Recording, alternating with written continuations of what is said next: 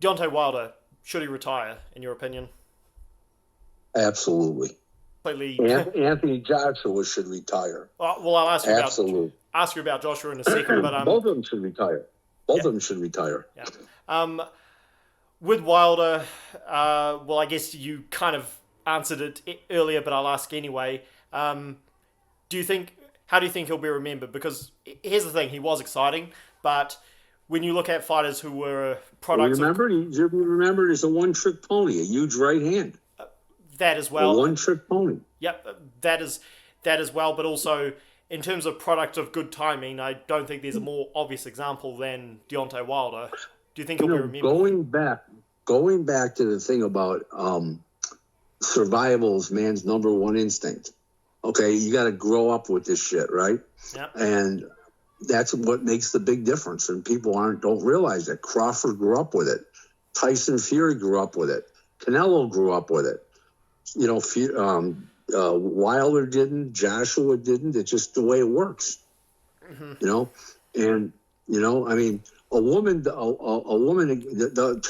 doesn't turn 14 years old say, "Oh, I'm going to become a prostitute." No, it happens because it's an act of survival for somebody.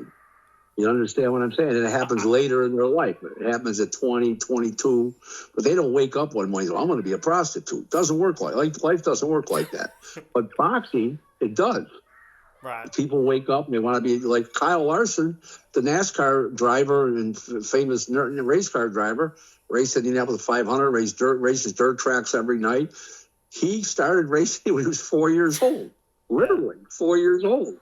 And it shows it. Because Deontay Wilder does have a lot of fans. I know what a lot of them are going to be asking right now. They're going to say, well, Deontay Wilder's one thing, aside from the right hand, he never showed quit in his career. So they'll say, well, why? I mean, Wilder did have a lot of courage, but not a lot else that went not a lot of skill. Well, let's put it this way to you.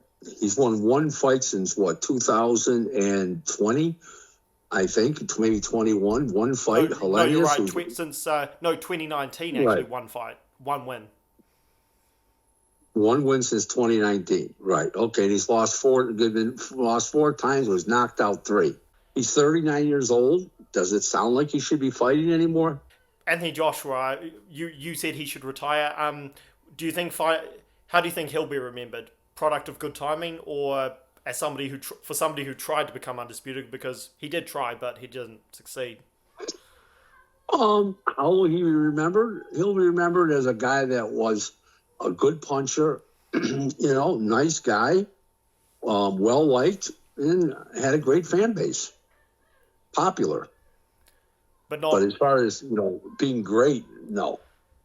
Yeah. So he won't be remembered as being great. So in terms of great heavyweights, that will go to Alexander Usyk and Tyson Fury of this generation, this post-Klitschko era.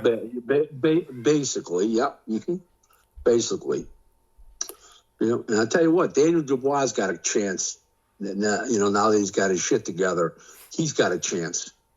Do you think the winner of that fight can call themselves great, Dubois and Parker? I don't know. Parker's could never be called great, but he could be called a world champion again. Yeah. But I don't think great. I don't think great should be associated with Joseph Parker.